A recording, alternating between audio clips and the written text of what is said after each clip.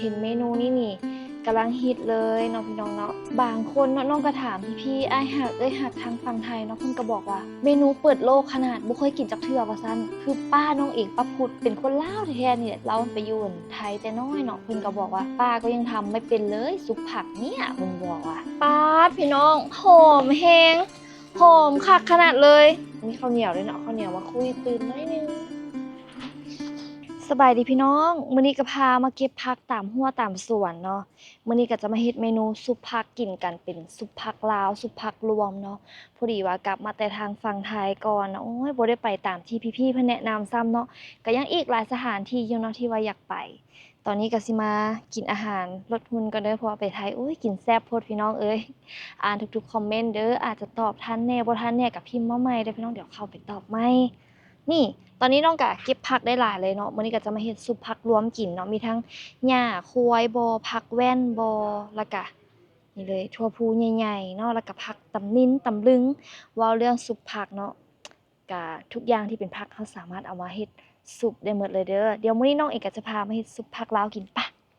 เดี๋ยวเราไปเฮ็ดกินกันเลยดีกว่าเนาะตอนนี้ก็ได้ผักเต็มกระตากันแล้วผู้ใดอยากกินบ่นำมาเฮือนน้องเลยเด้อมา ป๊าดพี่น้องได้ผักมาบักหลายๆเลยเนาะนี่มาเบิ่งกันเนาะว่ามื้อนี้น้องได้ผักอีหยังแหน่บ่ว่าจะเป็นนี่เลยผักขมผักหญ้าควายแล้วก็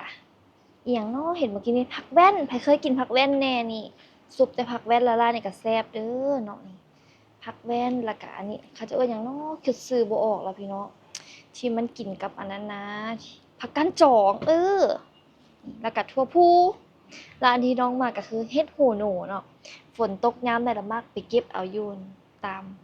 ขอนไม้เก่าเนาะเป็นขอนมักม่วงเนาะตะกี้ก็หลายเดี๋ยวนี้ต้นไม้ก็บ่ค่อยมีแล้วได้ไปเก็บเอาอยู่ตลาดพี่น้องเฮ็ดหูหนูมาบักหลายเลยบัดนี้มาเขาก็จะมาซ่อมได้ซ่อมเอาแต่ยอดอ่อนๆเพิ่นแล้วก็เด็ดออกให้มันเป็นอันน้อยๆน้อยๆเนาะพี่น้องเนาะเพื่อนำเอาไปนึ่งเอาไปลวก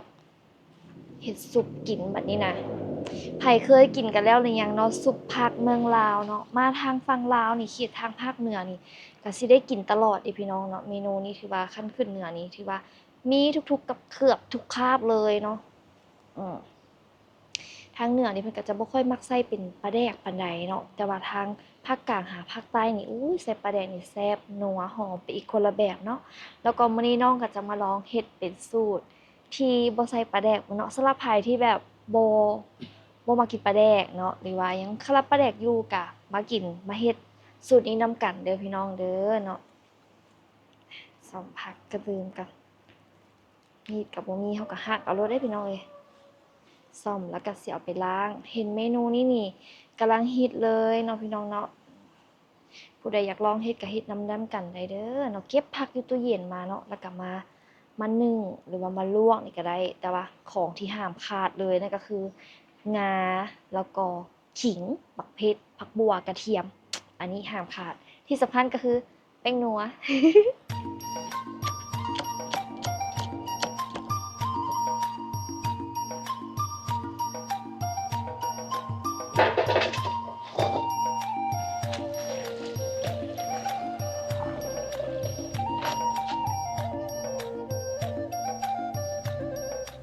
ไผสะดวกลวกก็ลวกได้เด้อพี่น้องเนาะแต่ว่าสำหรับน้องเองแล้วน้องมักกิน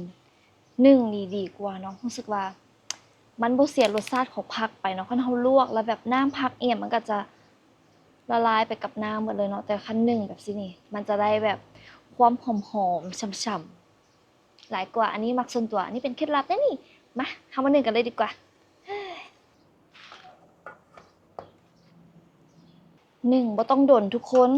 หนึ่งเพราะมันมาดโอ้ยเราจะมาสิกกลับด้านมันก่อนโอ้อันนี้เริ่มสุกแล้วนี่นี่เราต้องได้สิกมันเบิ่งไหมนี่หนึ่งมาเหลือบ่ฮอดครึ่งหัวซ้ำพี่น้องหนึ่งต่ออีกน้อยหนึ่ง ผักบัวกระเทียมอย่าให้ขาดพี่น้องขิงนี่ห้ามลืมเลยเนาะไผมักมกขิงกับมกได้เด้อพี่น้องเนาะแต่ว่าน้องสิบ่มกดอกน้องสิมกแต่ผักบัวกับกระเทียมแล้วก็จี้บักเผ็ดอ้าวเอายัดใส่กล้องเตาใส่กล้องถ่านนี่เลยเฮ็ดเตาฟืนเฮ็ดเตาถ่านนะพี่น้องรู้สึกว่าอาหารมันแบบ มันหอมๆกลมๆก่อนนั้นเตาแก๊สเนาะพี่น้องผู้ใดรู้สึกคือน้องบ่หรือว่าน้องคิดไปเองบ่วะแต่สำหรับน้องแล้วน้องมักแบบใช้เตาฟืนเตาถ่านนี่แหละหัวคิวแน่เขาก็ไปซะเอาเนาะพี่น้องเนาะแต่ว่าได้กินแซ่บเบิ่งจากคุณแม่ครัวเดี๋ยวนี้ อยากอวบขึ้นหลายแล้วเด้นี่หนึ่งเต็มอีกหน่อยหนึงเดี๋ยวเรามาคั่วบักงากันอุ้ยน่าจะได้แล้วพี่น้องเขาหนึ่งดนเดี๋ยวมันจะเหลือง มันจะเหลืองแล้วมันจะซ้ำมันจะเละมันจะบ่อร่อยนี่สักนิดหนึ่งพอหมาดๆพอนี่สำนี้พอพี่น้องเอ้ยพอมากๆ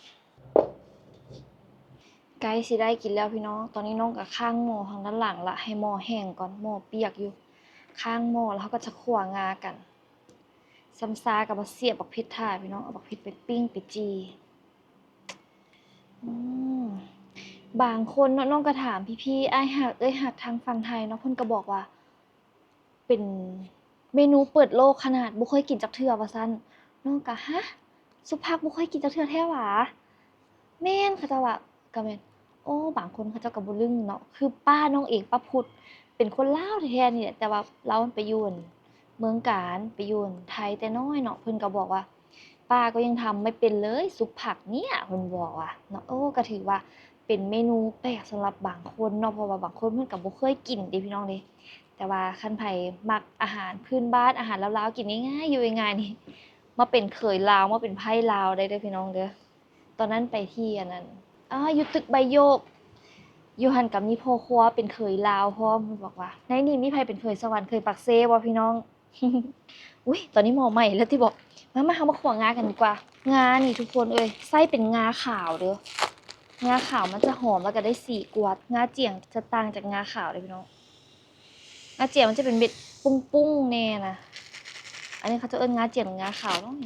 ขั่วต้องขั่วไฟอ่อนๆเลยเฮ็ดแห้งหลายก็ไหม้ขมอีกพี่น้องเอ้ยงาที่ว่าเราบ่ได้ขั่วเนาะเรากัดมันก็จะมีความเหนียวๆแน่กัดยากแต่เราขั่วแล้วนะมันจะแบบปักๆขั่วแบบสินะมันจะแบบแตกง่ายแล้วก็หอมต้องขั่วดมเดี๋ยวมันสิขมความหอมนี่พอดี โอ้ยพี่น้องคิดว่าได้งาเจียงมาแบบเบิ่งๆคักๆงาขาวพี่น้องงาขาวงาลาวเฮาเลยเนาะห่วยเนาะ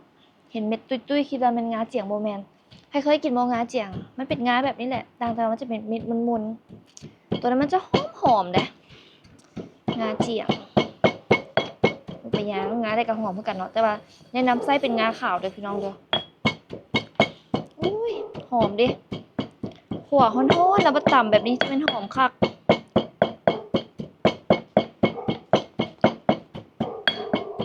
เมนูนี้ถือว่าเป็นเมนูสุขภาพเลยพี่น้อง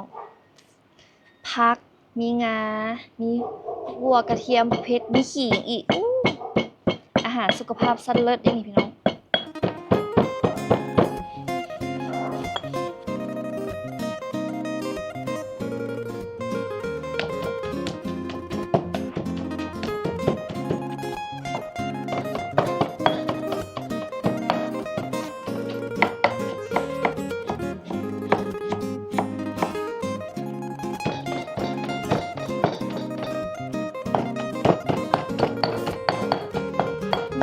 หอมขนาดเลยพี่น้อง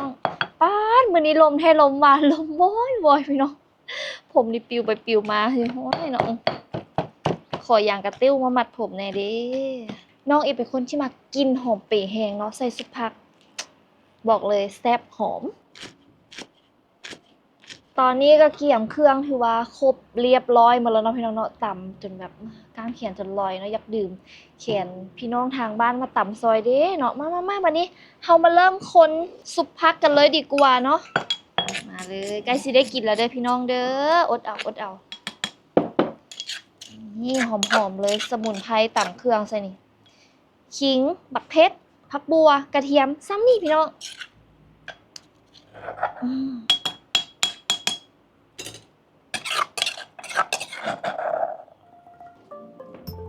ผงนัวเกลือแล้วก็น้ำปลาหอมเป้และก็ขาดบ่ได้นั่นก็คือนี่เลยงาขั่วพี่น้อง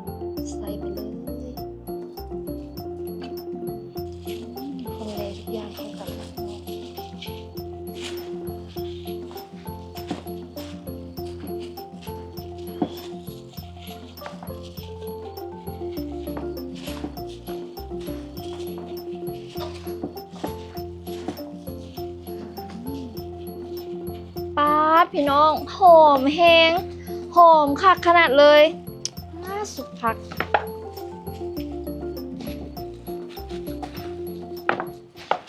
เดี๋ยวมื้อหน้าเสียซุปเฮ็ดหาสนิทให้กินเนาะคันหากว่ามีไผอยากซิมคอมเมนต์มาเด้อพี่น้องเนาะคันหากว่าคลิปนี้ฮอต100,000 วิวเดี๋ยวจะเฮ็ดซุปกิน กดคอมเมนต์กดไลค์กดแชร์ให้น้องหน่อยเด้อน้องมื้อนี้มาเฮ็ดซุปผักลงครัวสุกินพี่น้องเลยโอ้หอมแฮงเฮ็ดระบบกะเอาเลยเนาะเมื่อกี้นี้ก็บ่ฮู้เลยว่าเขาใส่เครื่องปรุงปริมาณเท่าไหร่ขออนุญาตซิมก่อนเด้อ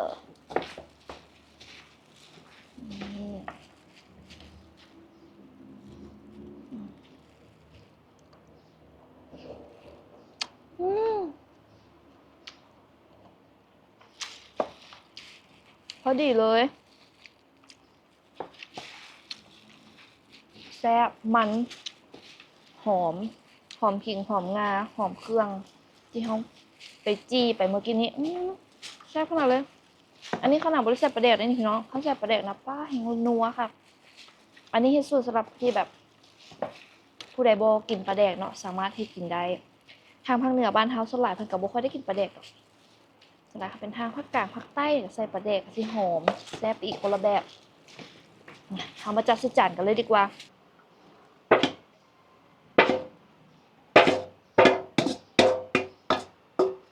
แล้วทุกคนซุปผักของน้องเองเนาะเป็นอะไรเป็นตะกินอยู่บ่พี่น้องเอ้ยเนาะอยากหนึ่งโดนโพดผักอยากซ้ำในจักน้อยนึงเนาะขนาดว่าไผไปยี่แบบเผ็ดแห้งที่แบบคั่วๆแล้วบดๆเนี่ยเขาจะเอิ้นบักเผ็ดป่นแม่นบ่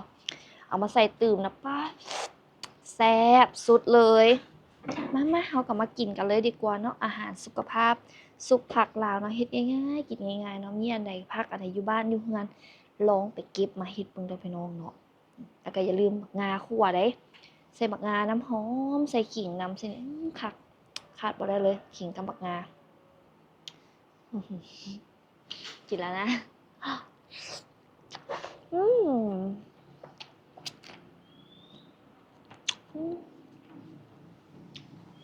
แซ่บหอมมันขนาดมีข้าวเหนียวด้วยเนาะข้าวเหนียวมาคุยตื่นน้อยนึงอันนี้น้องใส่เครื่องหลายๆเลยได้นี่กินคำไหนก็ถึงรสชาติขนาดเลยหอมเครื่องเคียงขนาด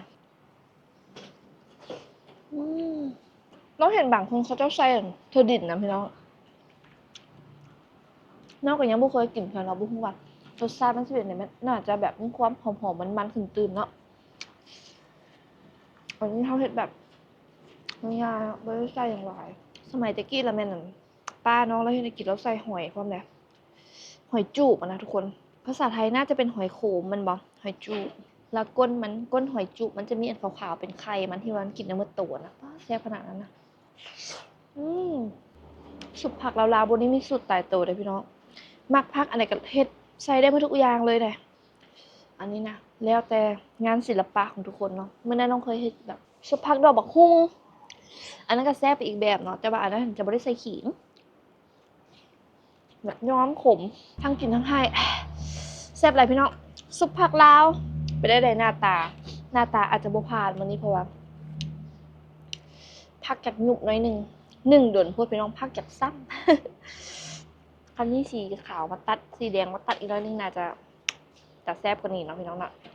รู้แบบเพิ่นเคยกินซุปผักตัวใดแซ่บคอมเมนต์บอกน้องหน่อยเด้อ